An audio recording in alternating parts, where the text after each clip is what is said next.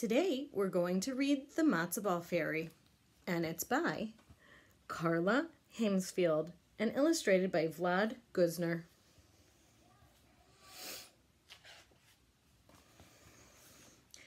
One day, Frida Pinsky dropped her matzo balls into the big pot of chicken soup.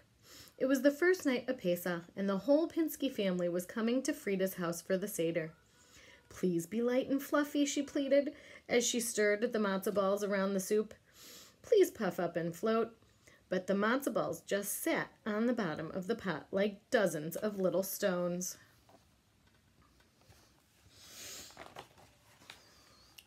Suddenly, a soup bubble popped and splashed, and a tiny plump woman appeared to Frida's stove. Startled, Frida jumped. Her soup ladle flew from her hand, pitching a matzo ball onto the counter with a wet thud. The tiny woman pointed a dimpled finger at the round lump. "You call that a matzo ball?" she gurgled. "Who are you?" Frida asked, now more amazed than frightened. "I'm the matzo ball fairy." The woman sounded as if she were speaking through water. "I came in through the soup." As Frida stared open-mouthed at her soup pot and then at the fairy, the little woman poked the matzo ball with her foot and said, "Like lead, isn't it?" Frida frowned. A real fairy would help, not make fun. "But of course I'll help. That's why I'm here." The woman pulled a small envelope from her pocket. "Here." She pushed it into Frida's hand. "A pinch of this and the matzo balls at your Seder will be the lightest, fluffiest matzo balls anywhere." Real magic.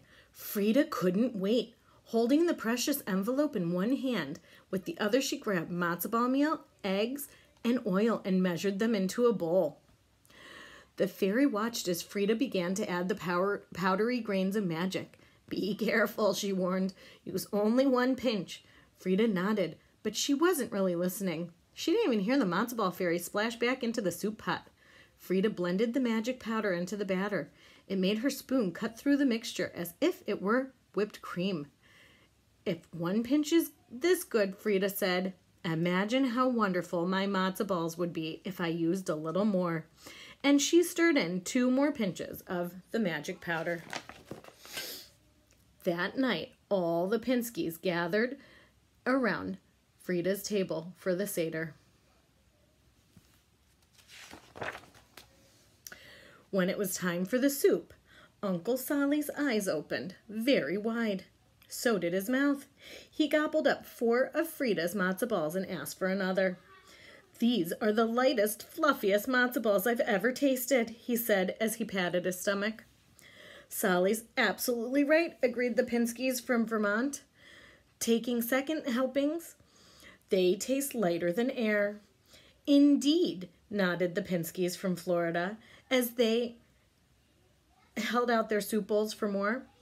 Even the Philadelphia Pinskys, who usually didn't eat much, asked for seconds. Frida beamed as she watched her family eat. But then something very odd happened. Uncle Sally began to rise. At first, it was only an inch or so, but soon he was hovering over the dining room table like a plump helicopter. "Get me down!" he shouted. The Vermont Pinskys grabbed at his legs, but instead of pulling him down, they began to float too. As they circled the chandelier, the Florida Pinskys, squealing loudly, joined them. "What's going on?" Uncle Daniel asked as he bounced gently along the ceiling. "It's those matzo balls," Uncle Sally said. "They were too light and fluffy." "And you ate too many of them," his wife scolded. Having eaten only one, she was floating only a couple of feet off the floor. The younger Pinskys swooped about, trying to catch each other. "This is fun!" they shrieked as they flew down the hall. "Get down this instant!" their parents ordered, but it was hopeless. The whole family was floating around Frida's house as if they were matzo balls in a pot of chicken soup.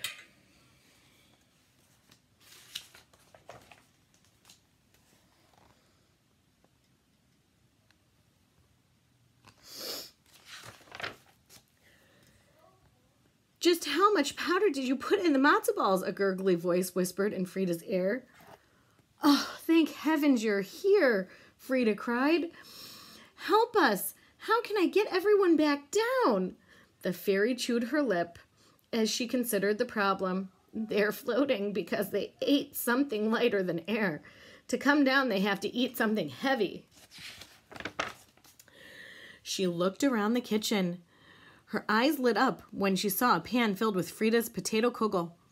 There's your answer, she said, pointing to the pan. Your potato kugel will do. Give everyone a little of that, and they'll come down. Frida cut the kugel into pieces, one for each floating Pinsky in the house. She dragged her kitchen stool into the dining room, stood upon it like a traffic officer, and as her relatives floated past, handed out the kugel. It worked. One bite of kugel and each flying Pinsky bumped back to the ground.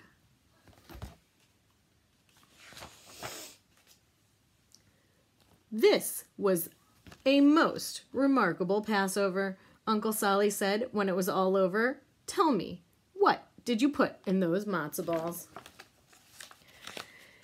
Everyone listened as Frida told them about her visit from the matzo ball fairy. When she finished, Frida looked around at her astonished family and said, I didn't mean to cause all this trouble. I just wanted to make light, fluffy matzo balls. Why didn't you ask me? Grandmother Pinsky asked from the big armchair.